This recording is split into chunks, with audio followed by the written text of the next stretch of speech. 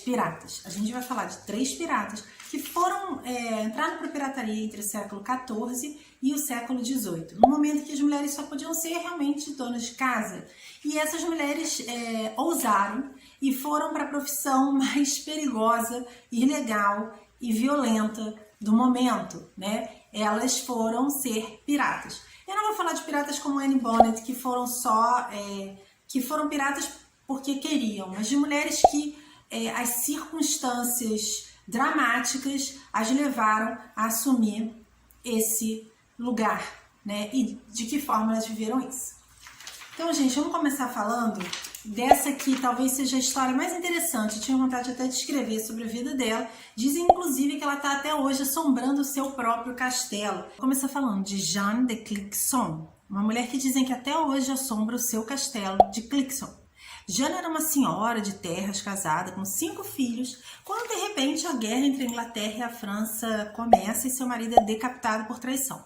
Ela vende suas terras, compra navios, pinta de preto, levanta lá uma equipe de marinheiros. Eu não sei como uma mulher dona de casa conseguiu juntar um grupo de piratas. E é isso mesmo que faz dessa mulher tão interessante, esse ponto de vista da sua vida, né? De como uma pessoa que estava numa realidade consegue de repente mudar completamente a sua realidade, juntar um grupo de marinheiros piratas, pintar as velas de sangue e jurar vingança. Então ela fica no canal inglês de 1343 a 1346, no século XIV, um momento em que as mulheres só podiam ser donas de casa, sendo uma pirata temida e se vingando daqueles que decapitaram seu marido. Em algum momento ela deve se sentir saciada dessa vingança, porque ela volta a viver em terra, não é punida, provavelmente porque o país considerou que ela estava prestando um serviço, e ela se casa outra vez. E dizem que até hoje Jeanne de Clexon assombra seu castelo.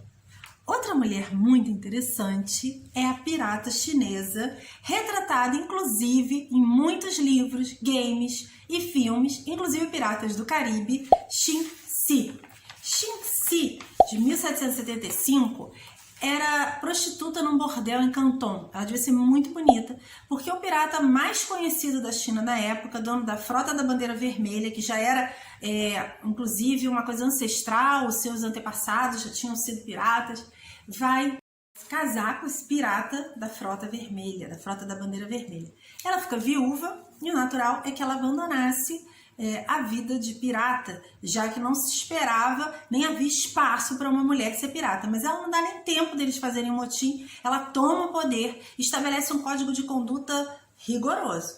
Era proibido estupro, era proibido matar camponeses que os ajudavam, era proibido roubar da própria equipe e uma série de regras rígidas de conduta. Xin Si é até hoje considerada a pirata mais bem-sucedida da história, entre homens e mulheres. A sua frota foi uma das maiores frotas de navios do mundo e o governo tem uma hora que desiste, inclusive, de combater ela e oferece para ela um perdão.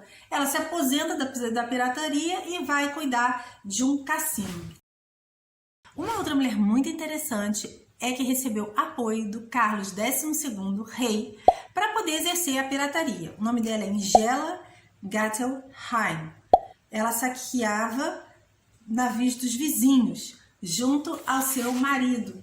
Durante anos eles saquearam com o apoio do governo, até que um tratado de paz fez com que aqueles bons tempos acabassem. Ela era conhecida como Rainha dos Navios. E a lenda e a história se misturam, dizendo que, na verdade, a cabeça do casal era ela. De fato, ela que entrou para a história como pirata conhecida. Agora vamos falar um pouco das piratas do Caribe. Anne Bonnet era uma irlandesa que se casou e foi morar no Caribe.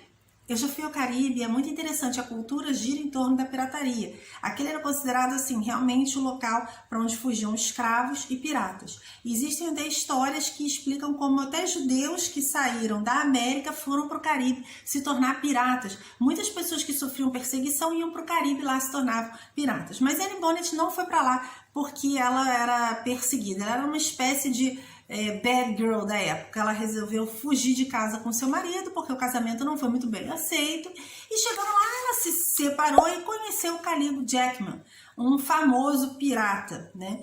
Ela casou com ele e foi para os mares junto com ele e com sua amiga Mary com uma amiga que se vestia de homem, inclusive, diferente de Anne Bonnet, que nunca... Mary Read, de Anne Bonnet, que nunca se fantasiou. Mary Read, sua amiga, se fantasiava de homem porque dizia-se que mulher dava até má sorte nos navios. Tinha que ter muita força, personalidade e sei lá mais o que para poder se vestir de mulher e continuar no navio. Anne Bonnet, quando o navio foi invadido, né, foi tomado pelos ingleses, ela e Mary Read lutaram sozinhas, os homens estavam dormindo. Sua última frase para Caligo Jackman é: sinto muito por você estar nessa situação, mas se você lutasse como um homem, não teria sido preso como um cachorro. Então, na verdade, acho que a grande lição de Anne Bonnet é lute como uma menina. Anne Bonnet foi liberta, ela ia ser enforcada, mas ela estava grávida e dizem que há suposições de que seu pai pagou uma grande fortuna em dinheiro para que essa bad girl não fosse decapitada. Sua amiga Mary Read não teve mesmo feliz final e acabou sendo decapitada, mesmo alegando estar grávida. Não é um final feliz, não acabou bem para Anne Bonnet como para as outras piratas, Chimsy, Ingela Gattelheim e Jeanne de Clexon. Acho que a lição dos piratas pra gente é: lugar de mulher é onde ela quiser, e ouse.